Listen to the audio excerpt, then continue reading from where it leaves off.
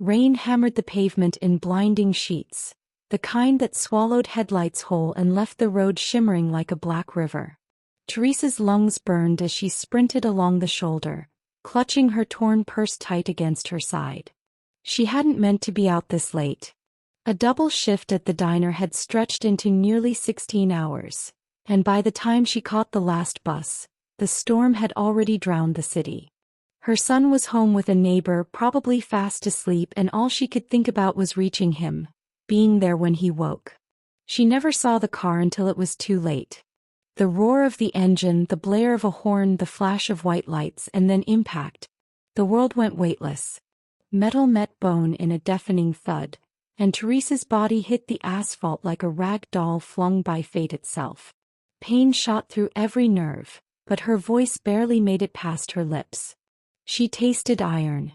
Warmth spread across the cold road. The taillights disappeared into the storm, leaving her behind like discarded trash. She tried to move, but her limbs wouldn't obey. Her vision pulsed, black then color then black again. Somewhere deep inside, the thought clawed its way through the haze. I can't die here. My boy needs me. But the night didn't care. The rain kept pouring. The world spun. And then she heard it. A low growl, deep and ancient, rolling through the storm like thunder. The air shifted, charged, electric, laced with something primal. Teresa blinked against the rain. Out of the shadows at the tree line, two eyes glowed molten gold. Not headlights. Not human. They fixed on her, unblinking, burning through the darkness until she felt stripped bare. A massive wolf stepped onto the road, fur dark as midnight, shoulders broad enough to block the storm itself. Its breath misted in the air, each exhale curling like smoke. Teresa's heart stuttered between terror and awe. Wolves didn't walk like that. Wolves didn't look like that. The creature lowered its head, sniffing the blood pooled around her.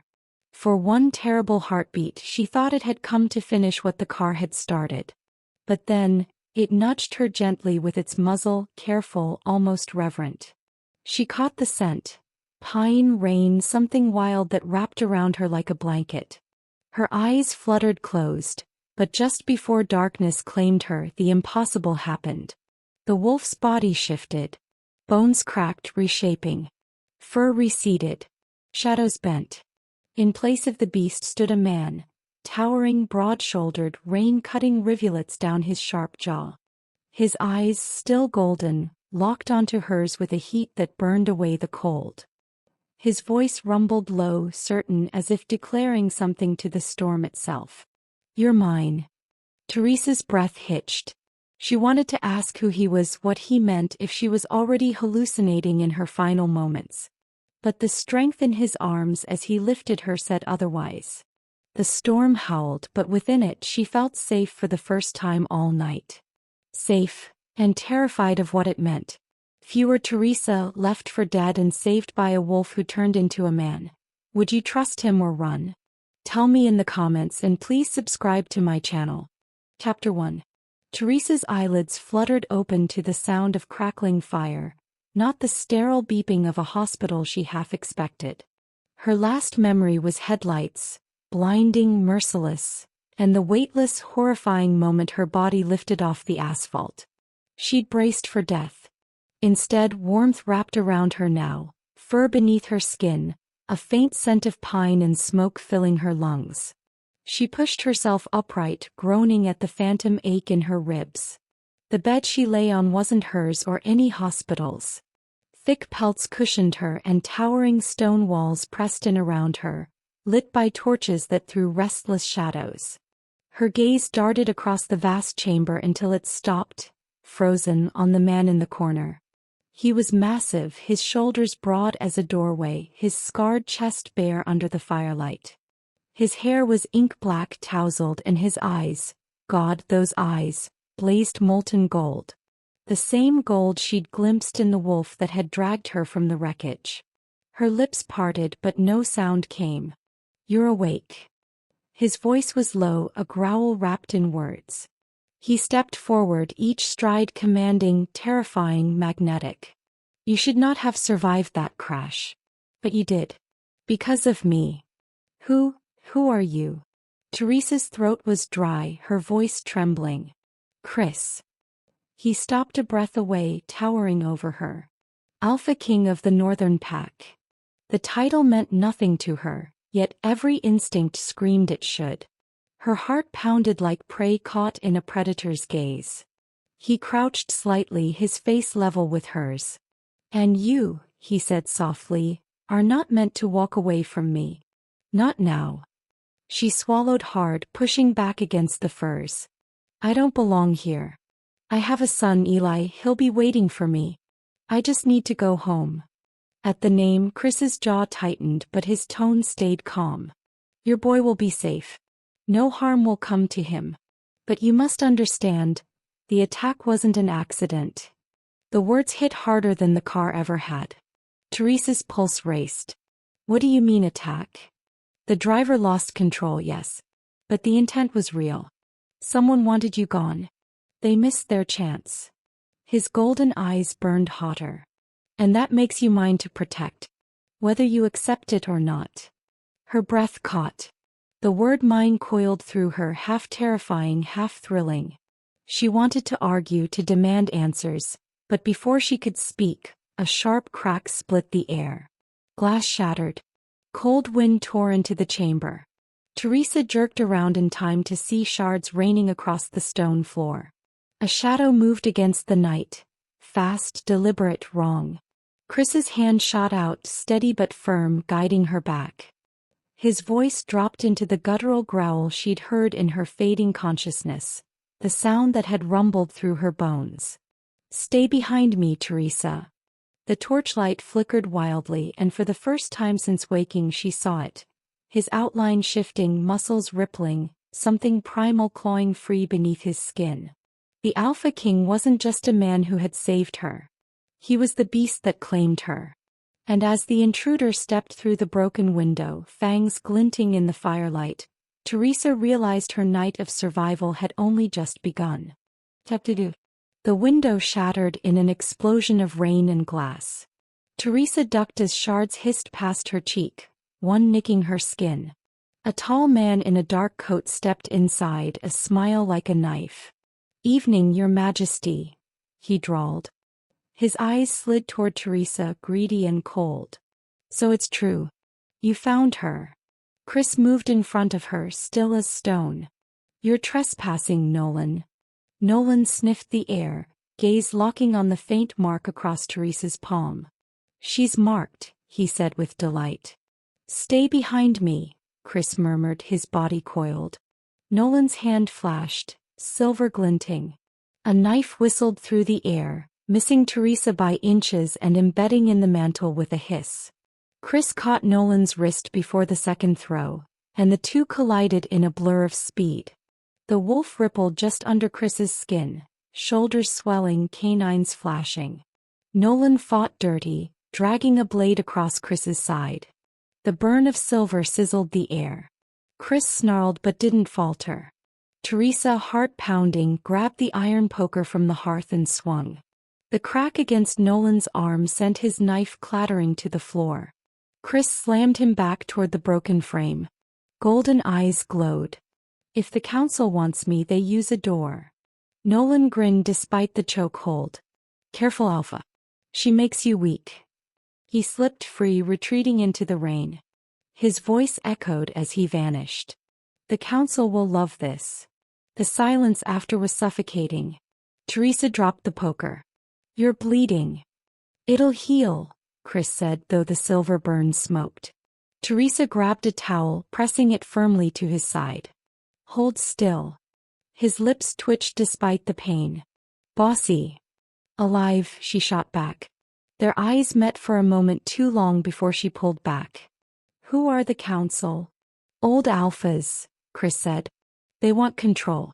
You're leverage now. They'll test me through you." The words chilled her. "Then send me home. End this." "You're not the problem," he cut in, golden eyes fierce. "You're the point. You and your boy don't get to be collateral." Her chest tightened at Eli's name. "If Nolan found you." "I covered my trail," Chris said firmly. But they'll keep coming. The only way to shield you is public claim. A meeting. Witnesses. Teresa stiffened. Claim. In our law, harming a claimed mate is war. Even the council hesitates at that. Every instinct screamed to refuse. Yet Nolan's greasy smile haunted her and Eli's face filled her mind. Slowly she nodded. Fine. But you don't speak for me in that room. I do. Something dangerous flickered in his eyes. He inclined his head.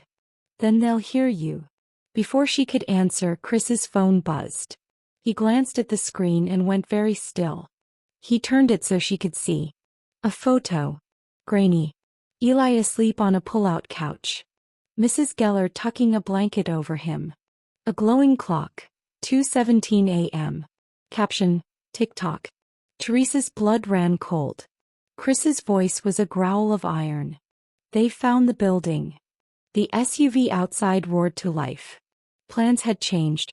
Chapter 3. Rain sheeted the windshield as Chris gunned the SUV toward the city. Teresa couldn't tear her eyes from the photo on his phone. Eli asleep on the couch, Mrs. Geller tucking a blanket over him, the caption chilling. TikTok. Who sent that? She whispered. Council, Chris said. They're watching. We move him tonight. Her chest ached. If they touch him. They won't. His jaw was set, voice ablade. Not while I breathe. They slid into the neighborhood in darkness, headlights off. The building loomed, familiar and fragile. Chris scanned the air like a wolf scenting prey, then nodded. Clear. Mrs. Geller cracked the door before Teresa could knock. Finally. He asked if you'd be home for breakfast. Her sharp eyes darted to Chris, but she didn't ask. She simply pressed a backpack into Teresa's hands. Eli slept soundly, hair damp with sweat, socks bunched at his ankles. Teresa's throat closed as she kissed his forehead. Chris lifted the boy with surprising gentleness, cradling him close. They were almost free when a floorboard groaned in the hall. A man leaned against the banister, rain dripping from his coat. His smile was smooth, rehearsed. The council appreciates your cooperation, Your Majesty. Chris stiffened. You don't get to say my name. The man raised a phone. Smile. Teresa didn't think. She hurled the backpack. It knocked the phone from his hand. Chris bolted for the stairs, Eli in his arms. Teresa followed, Mrs. Geller clutching her robe as if it were armor. The man vaulted the railing, landing light, hand flashing under his coat. Stop. The command vibrated like it carried weight. Teresa's knees trembled, until Chris snarled and the power slid away. The foyer door loomed, locked. Chris kicked it open, wood splintering. Rain rushed in. They scrambled for the SUV. Teresa shoved Eli into the seat, buckled him fast. Mrs. Geller climbed in without hesitation. A hiss split the night. A dart struck the SUV's rear pillar, smoke curling where it hit. Trank, Chris growled. He floored the accelerator. Tires screamed, the street blurring. Teresa clutched Eli's hand. They won't stop. That's why we don't hide, Chris said. We claim. Public, undeniable. In our law, harming a claimed mate is war. Even the council thinks twice about war. Her pride wanted to refuse, but the dart quivered inches from her son's head. Teresa swallowed hard. Fine. But I speak for myself. Chris glanced at her, something fierce sparking in his eyes. Then they'll listen. They sped into the warehouse district, rain hammering the roof. Chris's phone buzzed again. He flicked it on speaker. Your Majesty, a voice purred through static, smooth and amused. Traffic's murder tonight. So I cleared a lane. Ahead, the streetlights blinked out in sequence, plunging the block into black.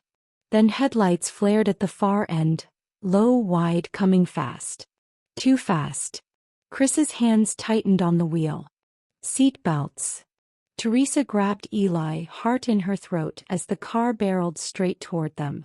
Do you think Teresa was brave or reckless to agree to the public claim for her son's safety? Tell me your take in the comments and don't forget to subscribe to my channel. Chapter 4. The headlights hurtled toward them too fast to brake. Chris yanked the wheel, the SUV spinning sideways in a storm of rain and sparks. The enemy car skimmed their bumper, swerved, then doubled back. They're boxing us in, Teresa gasped. Not tonight. Chris killed the lights, swung into an alley so narrow bricks scraped the mirrors. A pursuing car tried to follow, clipped a dumpster and jammed. But another blocked the far exit, 2 men stepping out with silver flashing at their belts. Stay down, Chris ordered. He got out. The wolf lived in his voice when he said, back. The 2 men froze like puppets, eyes wide, bodies refusing to move. Alpha order. Teresa felt it hum through her chest. Terrifying, magnetic, undeniable. Chris walked them backward until they pressed against their own hood, helpless. Then he turned, golden gaze finding hers. You see? Move, he told her, and the spell broke only for her. She slipped from the SUV, clutching Eli. Mrs. Geller followed, pink robe plastered to her skin. Chris keyed a steel door in the alley wall. It buzzed, opening into a downward corridor. Inside, concrete swallowed the storm. Their footsteps echoed until the space widened into a private garage lit by a single bulb. 2 men waited. One scarred and grim, the other younger, medic's hands steady. Levi, the medic said, offering a palm. I'll take the boy. Teresa hesitated, then handed Eli over. He didn't stir, still curled with his socks bunched. Levi wrapped him in a clean blanket, his movements careful. Chris faced the scarred man. Status. Penthouse is ready, he said. Council sent 3, Nolan, Mercer, and a lawyer with too many teeth.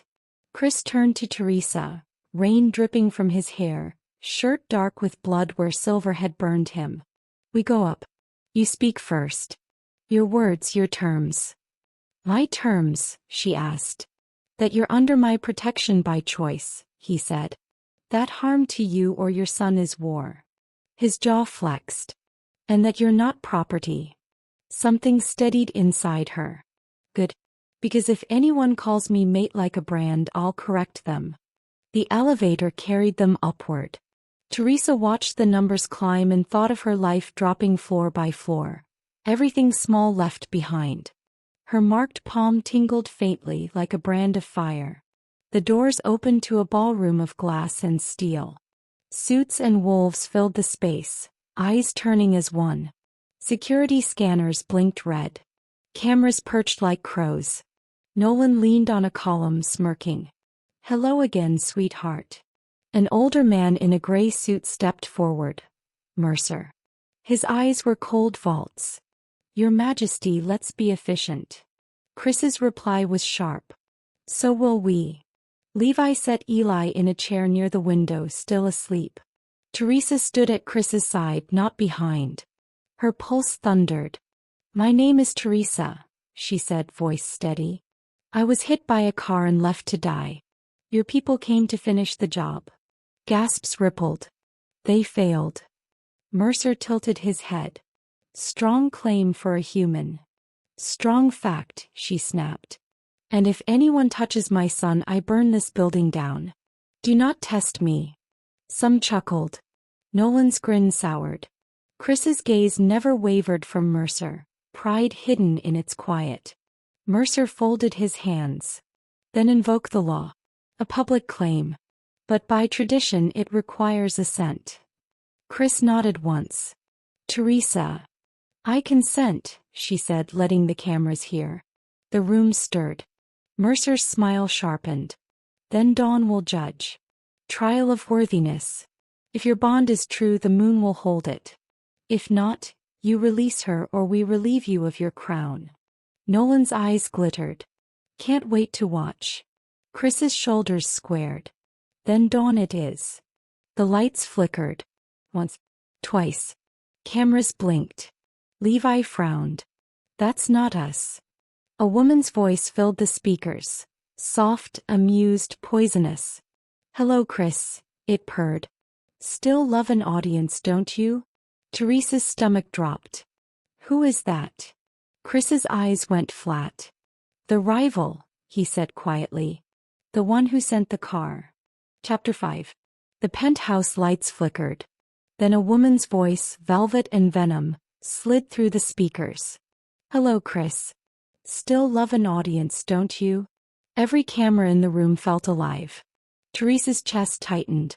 Chris didn't move, but his jaw turned to iron. Who is that? She asked. His eyes stayed flat. Sabrina. Rival Alpha. She's wanted my crown for years. The voice purred. Don't. High Ridge. Bring your human to the circle. Prove your bond, or I take the boy's fingers. One by one. The feed snapped off. Silence stretched. Mercer, the gray-haired councilman, smoothed his tie. Then it settled. Trial of worthiness at dawn. Chris's voice was steady. Agreed. He turned to Teresa softer. We leave now. The elevator hummed, carrying them down. Teresa leaned into Eli's sleeping warmth before Levi lifted him carefully.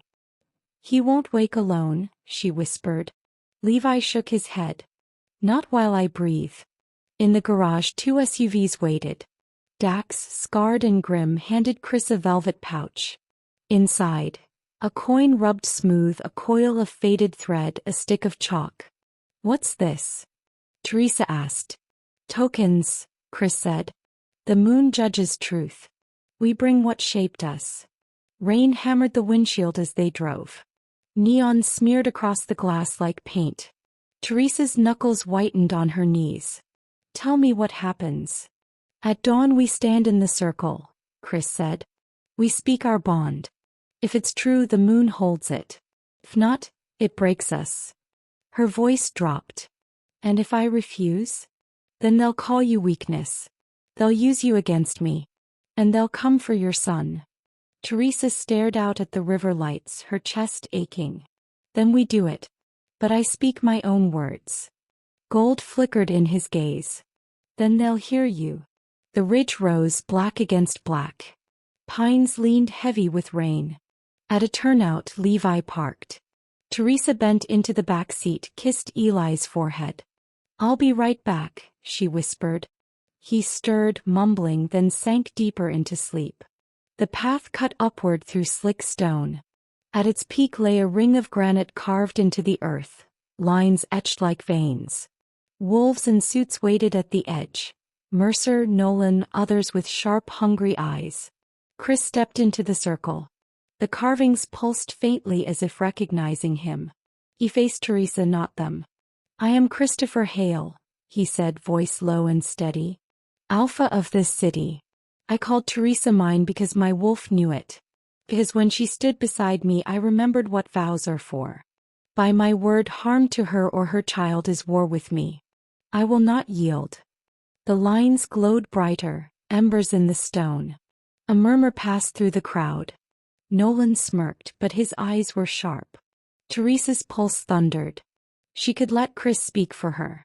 Stay small. Stay safe. But safety had been an illusion on a rain-slick road. She stepped forward, breath shaking, and lifted her chin. My name is Teresa Lane. I was left in the street to die. This man put himself between me and death. Not fate choice. And I choose to. If any of you touch my son, I will become the kind of story that keeps your wolves from sleeping. The stone flared. Light raced the carvings, climbed their joined hands, wrapped them in white fire. Gasps rippled. Mercer's mask cracked. Nolan cursed. The dawn broke, spilling iron light across the ridge. Then, sharp, brutal, a gunshot split the air. Chapter 6. The gunshot cracked like thunder. Stone shards burst from the circle's edge. Teresa dropped, hands covering her head. Chris moved faster, pulling her against his chest, broad frame taking the spray. Sniper, Dax barked from the shadows. He was already drawing steel, eyes scanning the ridge. Wolves erupted into chaos. Some ducked, some shifted, teeth snapping in the dawn haze. Mercer only raised a hand. Enough. Hold the line. Another shot rang, ricocheting off granite. Chris shoved Teresa to the ground, shielding her with his body. His ribs pressed into her side, solid, alive. Stay low. Her heart hammered. They're trying to kill us. Trying to test us, Chris growled. His eyes, molten gold, scanned the trilene. This isn't Sabrina's style. Too loud. Nolan laughed, stepping just outside the circle. Maybe she's not the only one who thinks you're unfit, Majesty. Step back, Chris warned, voice edged with wolf. Nolan's grin widened. Or what? Fail the trial protecting your pet. The stone glowed brighter beneath Teresa's palms, hot as a brand. Something inside her pushed against the fear, rose through her throat. She shouted without thinking, I'm not his weakness. Her voice cracked through the morning air. I chose this. Do you hear me? I chose. Silence rippled the ridge. Even the wolves stilled. The carvings flared white-hot, casting Nolan's smirk into shadow. His eyes narrowed. Mercer's lips twitched, impressed despite himself. The bond holds stronger than I expected. A third shot cut the air. This one hissed close, grazing Chris's shoulder. The scent of blood hit Teresa's nose, iron and pine. He barely flinched, but she saw the strain. Levi appeared from the trail below, Eli still in his arms, Mrs. Geller storming behind like an avenging angel. We're compromised, he shouted.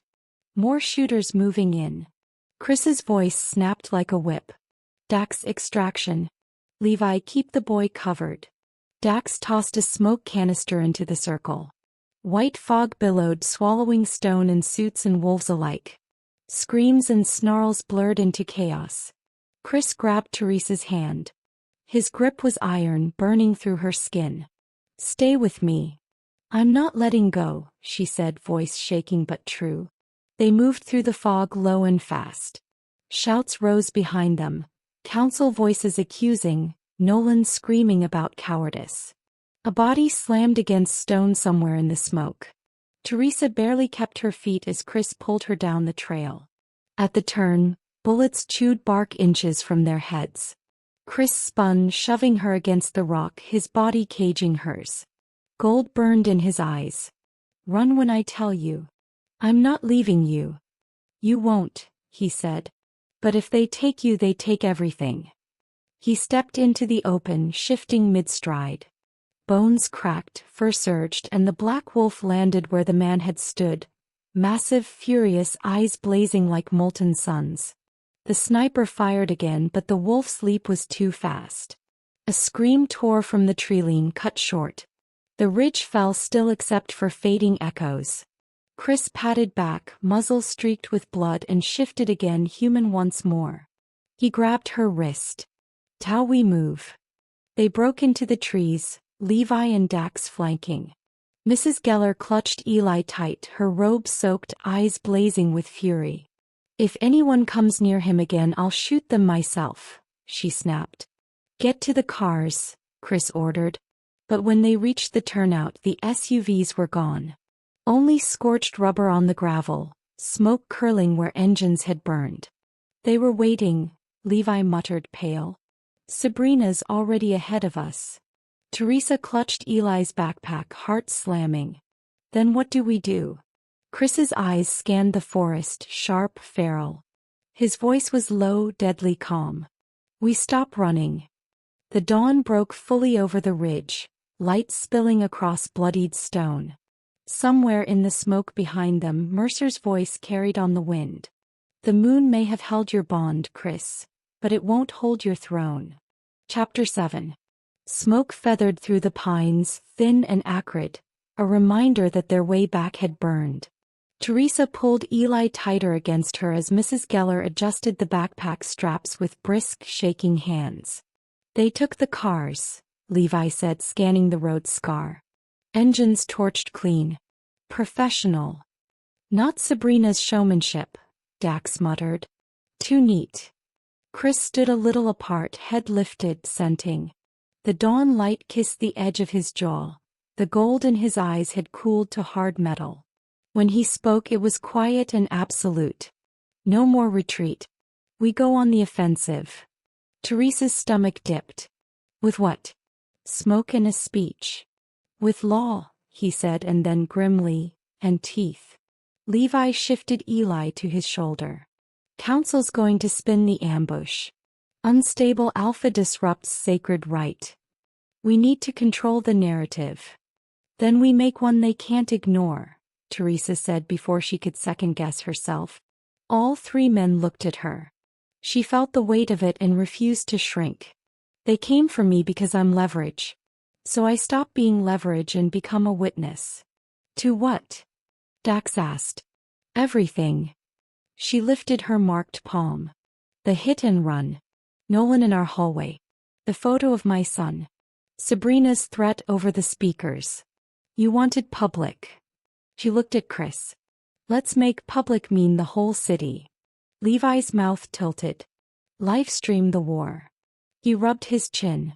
I can get a rig up if we reach a signal and a socket. Dax snorted. And invite every hunter within 10 miles. Let them come, Chris said. We choose the ground. He turned, motioning them off the ridge. There's a service tunnel a quarter-mile downslope. Old survey shaft from when the city ran cables up here. It drops to the tram line. From there we can cut through to my penthouse without touching the street. Back to the penthouse? Teresa asked. We control it now, he said. And its cameras. They moved fast along a narrow deer path, damp ferns brushing Teresa's calves. Chris ranged ahead and doubled back in patient, lethal sweeps. Dax watched their six. Levi carried Eli, who slept like a child who trusted the world one more night than it deserved. Mrs. Geller marched without complaint, chin out, robe sodden, the set of her mouth promising ruin to anyone who tried her. At a rock face veined with rust, Chris palmed aside a curtain of ivy to reveal a steel hatch scarred by weather. He braced and heaved. Hinges protested, then gave. Cool air breathed out, mineral and old. Inside, their lights made dust sparkle. The tunnel sloped like a throat. Water ticked from somewhere, steady as a metronome. Teresa kept one hand on the wall and one on Eli's socked foot where it dangled from Levi's arm, counting heartbeats she could control. You meant it, she said to Chris's back, her voice low in the hush. About not trading me for peace. He didn't turn. I meant every word. Even if it starts a war? What we're in already is a war. He paused just long enough for the truth to land. The difference now is you're not alone in it. They reached a caged platform lift no bigger than a closet. Dax tested a crank, swore softly, then worked it with practiced efficiency. The cage climbed with a rattle, then locked on a landing. Chris slid the inner gate and they filed in shoulder to shoulder, breath mingling. Still time to change your mind, he said to Teresa, not like a dare, like a real door. She looked at Eli's lashes against his cheek. At Mrs. Geller's knuckles, white and stubborn. At the crescent on her palm. I already chose, she said. I'm just doing it out loud now. The lift shuddered down the final shaft and opened into a maintenance hall lined with conduit. Beyond, a grated door gave to an underplatform where city light filtered through gaps like gold water. Footsteps and morning voices drifted above, commuters, normal life oblivious to the hunt passing beneath their shoes. Levi's phone buzzed once. He checked it, frowned, then showed Teresa. Unknown. Stay in the tunnel. Cameras waiting on your roof. Sabrina. Teresa tasted tin. How does she know where we're headed? She doesn't, Chris said. She knows what she'd do in my place. Which is exactly what you'd do, Dax grunted, if you were her. Chris's mouth twitched, humorless. Then we walk past the trap and spring our own. Levi set Eli on a crate and began unpacking from his medic bag. Cables, a compact camera, a battery pack, a mic no bigger than a thumb. Give me 2 minutes. I'll piggyback the station's Wi-Fi and push a clean stream. No edits, no cuts. Title it, Teresa said. Her voice surprised her, steady. She was hit by a car and left for dead, until the Alpha King saved her. Let them see the start. Levi's eyebrows shot up. Leaning into the headline.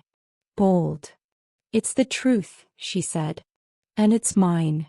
Dax's head snapped toward the far vent. He raised 2 fingers. Movement. Footfalls, light and careful, crossed above. A faint metal rasp.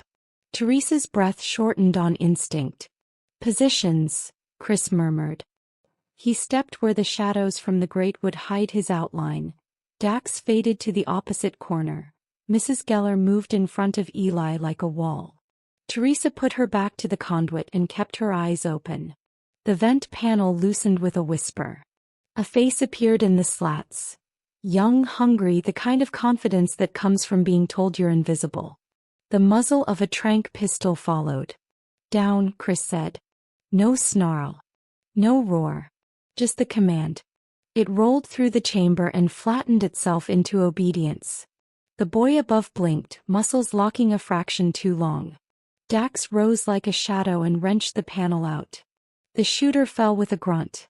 Chris had him by the throat before he could find a second breath. "Who sent you?" Dax asked conversationally, relieving him of the pistol. The kid's eyes darted toward Levi's gear.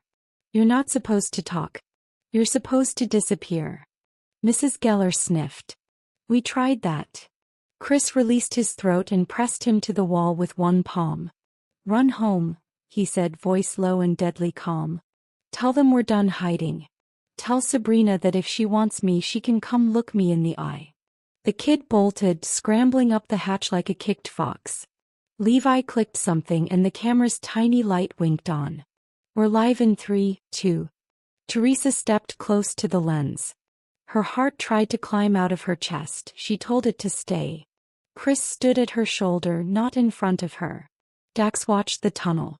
Mrs. Geller rested a hand over Eli's foot. "Good morning," Teresa said, and the sound of her own voice traveling into the city made her dizzy. "My name is Teresa Lane. Last night I was hit by a car and left for dead. A wolf pulled me out of the road. He turned into a man. That man is Chris Hale, alpha of this city. Since then, strangers have sent me pictures of my sleeping son. They fired guns at us in the dark. They burned our cars." She breathed. Didn't blink. "So here's what happens now. We stop whispering. We stop letting other people tell our story. We stand in the light together. If you're watching this and you serve men who threaten children, quit. If you're counsel and you believe in law, enforce it. And if you're Sabrina, meet me in the open. I'm done being a ghost." Levi cut to Chris with a tilt. He spoke without heat. "The law stands. By my word, harm to Teresa or her child is war with me. We will not be hunted." Back to Teresa. "And if anyone tries," Teresa said, throat steady at last, "you'll learn what a mother can do." Levi ended the stream, eyes wide. That went out. Dax's phone buzzed, then Levi's, then Chris's. Alerts, posts, calls piling, the city waking all at once. Above them the footfall rhythm changed, hesitation then purposeful retreat. The first wave had decided to wait. A chime sounded in the tunnel, small and domestic. Mrs. Geller frowned, fishing her ancient flip phone from her robe pocket. "Unknown number," she said, then answered without fear. "Yes." Static. Then a woman's laugh, warm as syrup and twice as fake. "What a charming broadcast," Sabrina purred. "Since you've invited the city, let's give them a show." Metal hauled somewhere up track. A maintenance gate slammed. Lights along the wall strobed from white to red. Air began to move, the kind of moving that meant a train was coming where no schedule said it should. Levi yanked the battery, shoving gear into his bag. "That's a work car. She's sending it blind." "How fast?" Dax snapped. "Fast enough." Chris scooped Eli into his arms and grabbed Teresa's hand with his free one. "Left spur," he said. "Yow."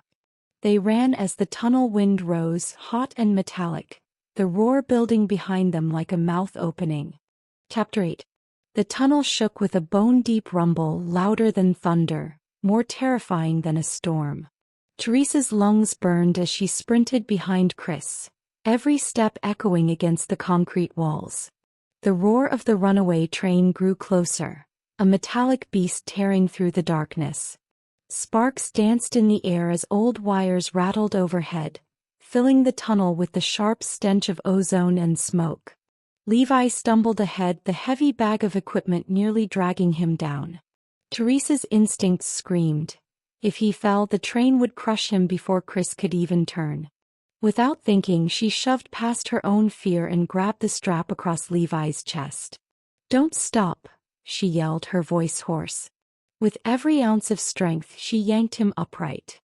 Her muscles screamed, but Levi surged forward again, alive because she hadn't let go.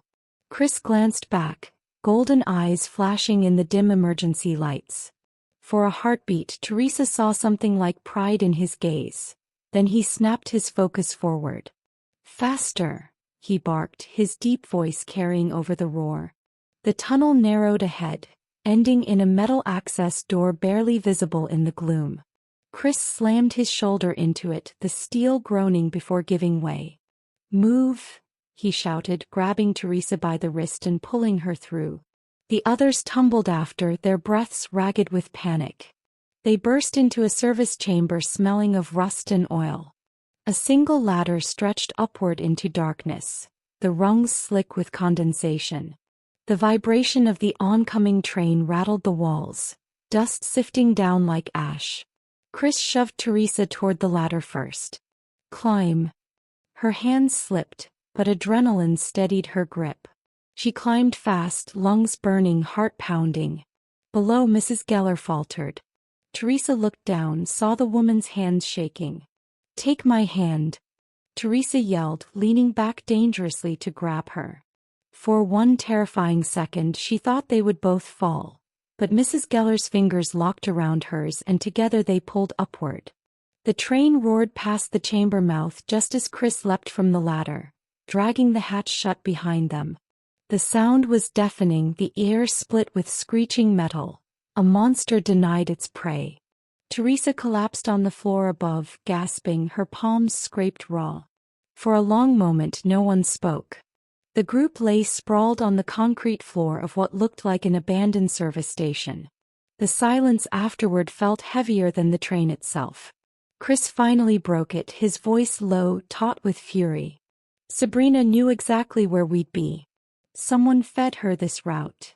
His eyes swept over the survivors, hard and accusing. Teresa forced herself upright, still trembling. The train's echo pulsed in her ears, but beneath it she heard her own heartbeat, steady, fierce. For the first time she realized she hadn't frozen. She'd fought, pulled, saved. But before she could catch her breath, a slow clap echoed from the far end of the station. Shadows stirred and a figure stepped into the dim light. Tall, graceful, eyes gleaming with cruel delight, Sabrina herself. "Well done," she purred. "You survived my little test. That makes things much more interesting." Chris's body went rigid, his protective stance shielding Teresa and the others. The air thickened with danger, the scent of wolf and blood swirling together. Teresa's chest tightened. The fight they had been dreading was no longer distant. It had come to meet them face to face. Chapter 9. Sabrina entered the chamber like she owned the air itself. Rainwater dripped from her sleek coat, her eyes cold and amused. Two enforcers followed, their trank carbines humming faintly. She stopped beneath the broken skylight where daylight cut her figure in silver and shadow. "So," she purred, gaze sliding until it pinned Teresa, "this is the human who made the Alpha hesitate. I expected more scars. Less spine." Chris stepped forward, his body a wall between them. "You sent the car." "I sent mercy," Sabrina replied, tilting her head. "Fast. Painless. No stories to tidy up later. But you," her smile thinned, "you never could leave a mess alone." She lifted a small transmitter, its red light blinking. "This chamber is wired. One press and the roof folds. No survivors. Or," her tone turned smooth, "we talk like adults." "No deals," Chris said flatly. His voice rolled like distant thunder. "Then enjoy being rubble." Her thumb hovered over the switch. Wait. The word tore out of Teresa before she could swallow it. Sabrina's head snapped toward her, curiosity flickering. Teresa forced her shoulders straight. If I went with you, what would it buy you? Sabrina's eyes gleamed. Peace. A stable king. Your son grows up invisible. Christopher keeps his crown without claws. Everyone lives. Her smile sharpened. Refuse and your boy learns to hate the sound of engines before he can drive one. Chris's hand brushed Teresa's. He didn't answer for her. His silence asked what she would choose. Her heart thundered. She saw Eli's face, soft with sleep, and felt her marked palm heat like fire. Fear screamed at her to fold, but something steadier rose. I'm not a bargaining chip, she said, her voice cracking but clear. I stay. Sabrina sighed, bored. So reckless. She pressed the transmitter. Nothing happened. Her eyes narrowed. Levi lifted a compact jammer, offering a dry smile. You really should update your tech. The enforcers panicked and fired. Dax deflected one dart with his blade, but the second punched into his coat. He grunted, teeth clenched. Chris lunged, dropping one gunman in a single brutal arc. Sabrina flowed to meet him, silver rings flashing like claws. The fight was sudden and savage. Chris struck low, she countered high. The clang of bone and metal echoed through the dripping station. A cloud of fine gray dust shook loose from the rafters, filling the air with a bitter sting. Chris staggered, eyes watering. Wolfsbane, Levi coughed, covering his mouth. She seated it above us. Through the haze, Sabrina's strike arced for Chris's throat. Teresa didn't think. She slammed into Sabrina's side with all the clumsy weight of a mother shoving a stroller onto a bus step. It wasn't elegant, but it was enough. The blow went wide, slicing Chris's shoulder instead of ending him. Water burst overhead as Levi forced an old valve open. The sprinklers screamed, soaking everyone in grimy rain, but the dust thinned. Sabrina hissed, her advantage lost. She stepped back, expression smoothing into disdain. You've improved, she told Chris. Her gaze lingered on Teresa. And you reckless. Interesting. She tossed a velvet pouch toward them. Chris caught it, the coin inside clinked. You dropped your past, she said coolly. A king without anchors drifts. Then her voice sharpened. Dusk. Public square. Bring your truth to daylight, or I bring war to your neighbors' doors. No tunnels. No smoke. One last courtesy. Before anyone could move, she melted into the shadows, her men limping after. Silence throbbed in the aftermath. Water dripped steadily. Chris touched his bloodied shoulder, the burn angry where Silver had kissed. Teresa reached for him without thinking. He caught her wrist, steadying himself on her. You pulled her off me, he said, voice rough. You'd have done the same, she replied, trembling but sure. No, he said, eyes fierce. You saved me. Before she could answer, the grind of tires drew near. A black sedan rolled up outside, sleek and polished. The window slid down, revealing Mercer's composed face. Public square then, he said pleasantly. His gaze flicked to Teresa, cool and calculating. Do you make your case well? Crowds are honest, and wolves circle when they smell blood. The sedan slid away into the rain. Chris's jaw hardened. Dusk. Teresa straightened, fear still beating in her chest but resolve louder. Then we stand in the light. Chapter 10. Dusk spread across the public square. Screens lit every wall, streaming Levi's feed. A glass booth behind the stage held Eli and Mrs. Geller, Dax standing guard. Chris stepped forward, bandaged shoulder raw under the lights. I am Christopher Hale, alpha of this city. Teresa Lane was left for dead. Enemies sent threats to her child. Shots fired at us in the dark. We did not start this war. He moved aside. Teresa's chest rattled, but she forced her legs forward. I'm Teresa. A waitress. Mom. I didn't ask for this. But when stranger sent me a photo of my son and said tick-tock, I understood. The only thing scarier than being seen is staying invisible. She lifted her marked hand. I choose to be seen. A ripple moved the crowd. Then Sabrina entered, perfect as ever, enforcers behind. She smiled. Pretty words. But incomplete. Screens flared with edited clips. Smoke, chaos, silhouettes. This is your alpha. Disorder. Order that starts with a child's fingers? Mrs. Geller shouted from the booth. I saw your man in our hall. Don't talk about quiet. Laughter and anger rippled. Mercer appeared near a dais, neutral mask in place. The council observes. Chris said, I invited witnesses. All of you. Sabrina lifted a whistle. Though she didn't blow, a low tone rolled. Wolves in the ring flinched toward shift. Trial of daylight, she called. Here. Now. We already stood trial, Teresa said. You tried to kill us for it. Crowds forget, Sabrina purred. A shot cracked from a rooftop. Chris took it in his arm, twisting to shield Teresa. Blood spread dark, but his grip on her hand stayed firm. Screams tore the square. Levi's stream split-screened the shooter, then played the uncut tunnel footage. Sabrina's transmitter, darts, Wolfsbane. No spin, only truth. Did you see this twist coming? Teresa asked the camera. Or were you fooled too? Noise swelled. Someone yelled coward. Another law. The tide shifted. Sabrina's eyes cooled. Chris walked forward and did the unexpected. He went to one knee. The square froze. I am asking, not taking, he said, gaze sweeping faces. Stand with law. If you want me gone, say it. If you want peace, help me keep it. Voices rose, scattered then surging. Enough, enough. Levi's jammer cracked the whistle's signal. Sabrina's grip faltered. For the first time she looked cornered. She snapped her fingers. Her people pulled back. Mercer raised his voice.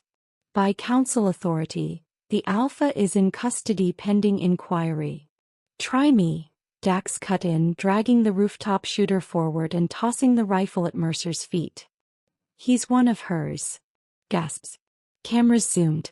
Sabrina's smile thinned to thread. The crowd pressed closer, phones lit like torches. Chris rose from his knee, blood running, and closed his hand around Teresa's. Then every billboard in the square strobed and went black. A single line blazed in white. Midnight. Rooftops. Come alone. Sabrina's eyes gleamed at the challenge. The power rolled out, plunging the square into uneasy dark. The city had chosen. But the night was far from over.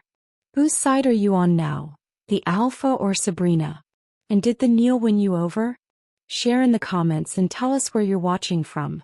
The book. Morning slid across the city in soft gold, glazing the high rises and turning the river into a slow ribbon of light.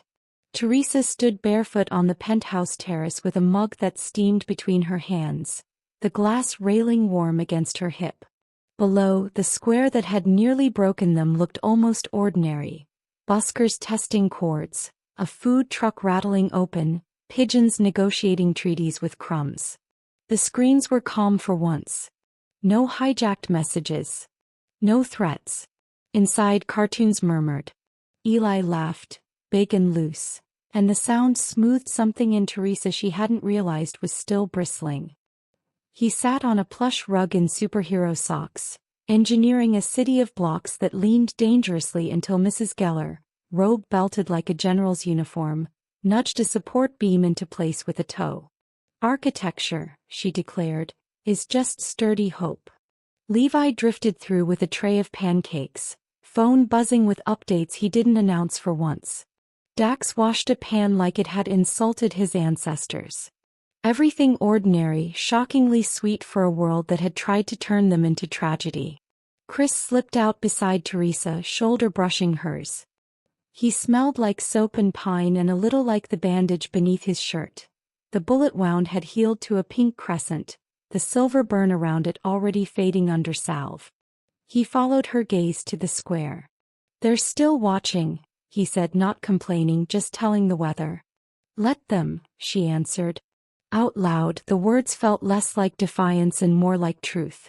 She had learned she could survive being seen. Maybe even belong to it.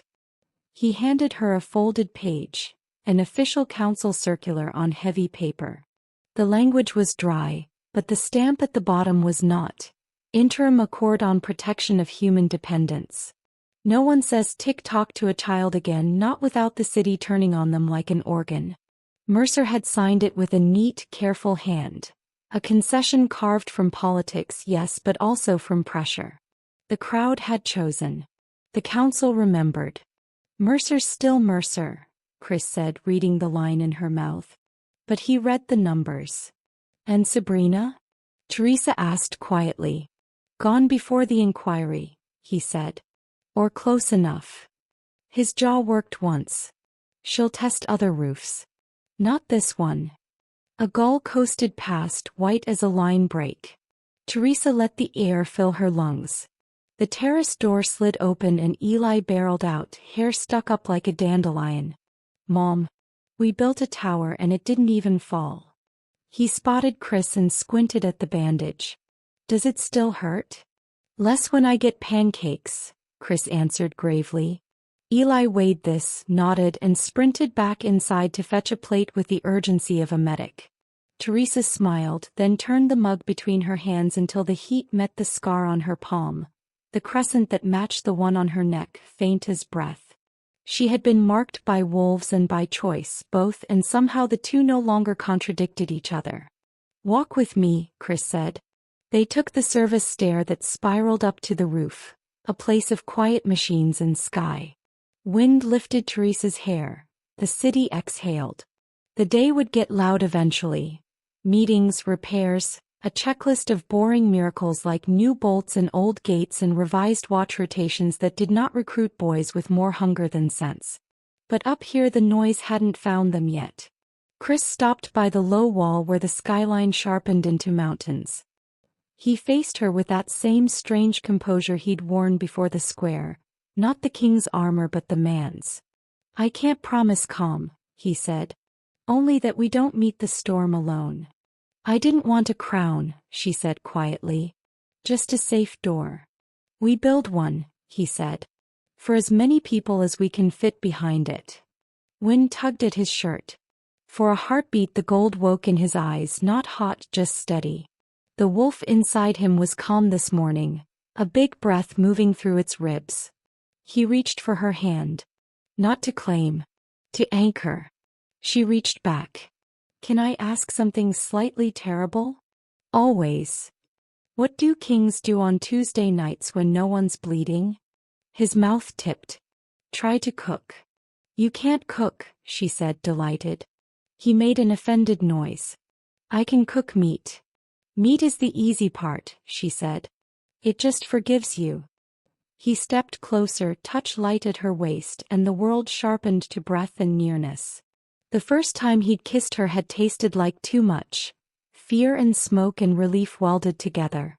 This time was quiet. He kissed her as if everything loud had finally agreed to go downstairs and give them a minute. No spectacle. No court. Just the shape of a life that might fit. When they parted, the edge of his smile reached his eyes. Breakfast, he asked. Before Dax declares war on the blender. Please, she said. Save the blender. They headed down and halfway to the door she stopped him with a palm to his chest. Wait. He stilled. She tipped her chin toward the east where a thin rain was starting. A soft summer kind that polished everything without drenching it. She remembered asphalt and headlights and the sound a body makes when fate runs out. He had thought the rain would always mean danger, always mean being left. But here now, it smelled like new metal on an old hinge, like a street finally sanded smooth. They went back into the penthouse to a small homely kingdom. Pancakes cooling, a tower leaning, a grandmother defending it with a spatula like a sword. Eli thrust a plate at Chris, solemn with responsibility. Doctor orders, he said. Best medicine, Chris agreed, accepting his fate. Levi flicked on the news. The anchors wore their calm faces and used their careful voices, but the crawl at the bottom of the screen had changed. Council affirms accord. Community vigil tonight. Alpha Neil goes global. Someone had turned last night's fear into today's chorus. The comments flooding the stream were a mess of love and skepticism and memes, all of which meant the city was alive. Teresa ate a bite standing up, watching the rain stripe the glass. She had promised the square that she would be seen. It had been a terrifying vow. It was unexpectedly light to carry when other hands steadied it. Chris set his plate down and glanced toward the terrace door, a question she recognized. She nodded. They stepped out again, this time together with Eli in the middle, small hands in theirs. The rain brushed their faces. The city breathed them in and did not spit them out. Ready? Chris asked. For what? For being ordinary, he said. As a revolution. She laughed, the sound surprising even her. Let's try it. They stood there while the morning made its gentle claims. No sirens. No threats. The only message on the nearest screen was a child's drawing someone had left taped to the kiosk glass. 3 stick figures holding hands under a cartoon moon with a ridiculous smile. Teresa touched the mark at her neck and felt not heat but warmth. Not fight but belonging. She had been left for dead in the rain. Now the rain simply meant the plants on the terrace would live. Tell me your favorite moment from Teresa and Chris's journey, and where you're watching from. Don't forget to like this video and subscribe to my channel for more werewolf romance stories.